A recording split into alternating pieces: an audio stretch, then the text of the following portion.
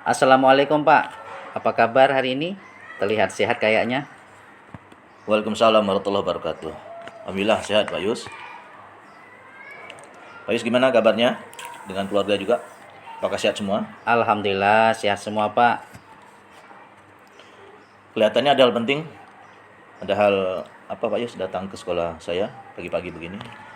Ya ini Pak, saya ada tugas untuk mewawancarai beberapa kepala sekolah terkait dengan praktek pengambilan keputusan.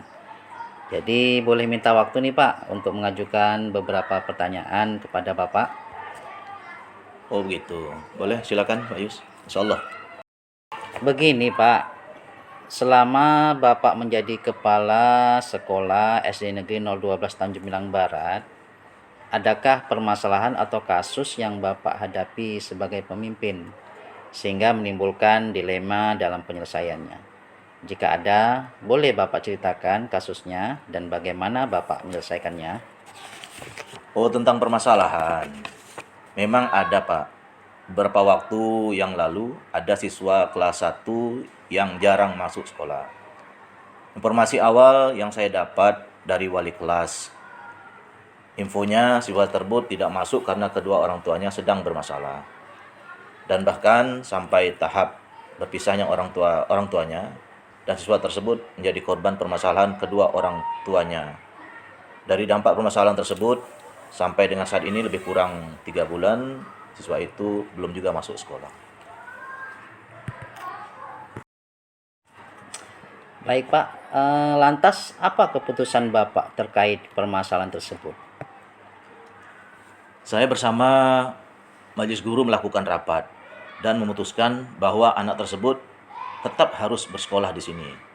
Namun kami harus memanggil kedua orang tuanya untuk mencari solusi atas permasalahan tersebut.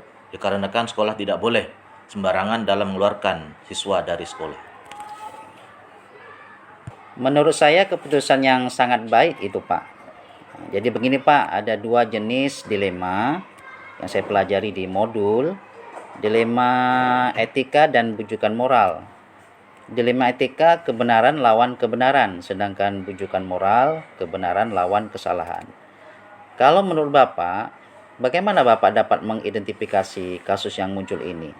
Mana yang berupa dilema etika dan mana yang bujukan moral? Biasanya Pak Yus, saya akan melihat kasusnya. Jika kasus ini berkaitan dengan ranah hukum, berarti jelas ini bujukan moral. Namun jika tidak berkaitan dengan ranah hukum, maka termasuk dilema etika. Jadi saya melihat ini merupakan dilema etika. Oh, berarti seperti kasus dilema etika yang Bapak sampaikan ini ya Pak. Apakah tetap mempertahankan siswa tersebut di sekolah atau memindahkannya ke sekolah lain, di mana keduanya keputusan yang benar tidak melawan hukum? Ya benar Pak Yus. Berarti selama ini bagaimana Bapak menjalankan pengambilan keputusan di sekolah Bapak? Terutama untuk kasus-kasus di mana ada dua kepentingan yang sama-sama benar atau sama-sama mengandung nilai kebajikan. Menurut saya lebih mementingkan nilai-nilai kebajikan yang harus menjadi pedoman saya dalam mengambil keputusan.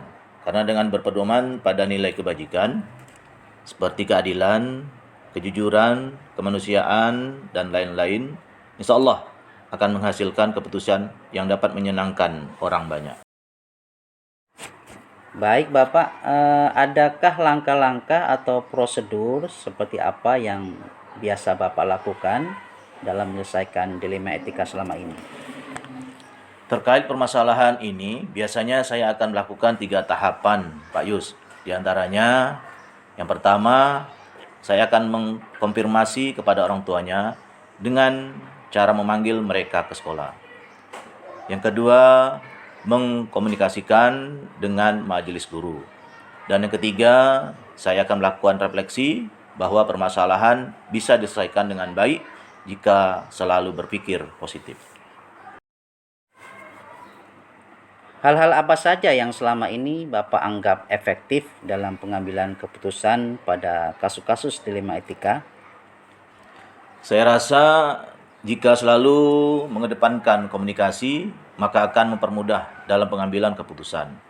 Inilah hal efektif yang saya lakukan pada kasus-kasus dilema etika. Maaf Pak, menurut Bapak, apa yang menjadi tantangan dalam pengambilan keputusan Bapak pada kasus-kasus dilema etika? Bagi saya, tantangan itu jika tidak ada keterbukaan dari salah satu pihak, karena dengan keterbukaan akan mempermudah dalam mencari solusi dalam menyelesaikan permasalahan tersebut. Apakah Bapak memiliki jadwal tertentu dalam sebuah penyelesaian kasus dilema etika? Ya, maksud saya apakah Bapak langsung menyelesaikan di tempat atau memiliki sebuah jadwal untuk menyelesaikannya atau memiliki prosedur tertentu untuk menyelesaikan kasus dilema etika? Kalau untuk jadwal tertentu saya rasa tidak. Tapi kalau prosedur tentu harus ada. Terkait kasus yang saya sampaikan tadi, karena saya harus mengkomunikasikan terlebih dahulu kepada majelis guru agar keputusan yang diambil menjadi solusi yang dapat menyenangkan semua pihak. Kemudian adakah seseorang atau faktor-faktor yang selama ini mempermudah atau membantu Bapak dalam pengambilan keputusan dalam kasus-kasus dilema etika? Ya, tentu ada Pak Yus. Saya harus mengkomunikasikan dengan kedua orang tua siswa dan majelis guru dalam mengambil keputusan. Baik Pak, pertanyaan terakhir ini Pak. Dari semua hal yang telah disampaikan, pembelajaran apa yang dapat Bapak petik dari pengalaman Bapak mengambil keputusan dilema etika? Baik Pak Yus. Yang terpenting dalam pengambilan keputusan harus didasari dengan keadilan, kejujuran, dan kemanusiaan. Jangan sampai ego pribadi yang mengikuti kita. Dan sebagai pemimpin harus membuka jaringan komunikasi kepada pihak-pihak yang terkait.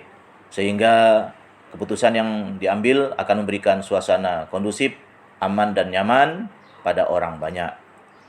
Seperti itu Pak Yus yang saya lakukan. Baik Pak, terima kasih atas kesediaannya menjadi narasumber dalam wawancara saya hari ini. Banyak pelajaran yang saya dapatkan hari ini. Saya doakan Bapak sukses dan sehat selalu. Ya Pak Yus, saya juga sangat senang bisa berbagi kepada terutama kepada Pak Yus. Semoga menjadi atau mendapat manfaat untuk Pak Yus. Dan saya juga mendoakan Pak Yus Nizan selesai dan sukses dalam melaksanakan program kegiatan guru penggerak pada tahun ini. Amin. Baik Pak, terima kasih. Kalau begitu saya izin pamit nih. Sekali lagi sehat dan sukses selalu untuk Bapak. Assalamualaikum warahmatullahi wabarakatuh. Waalaikumsalam warahmatullahi wabarakatuh.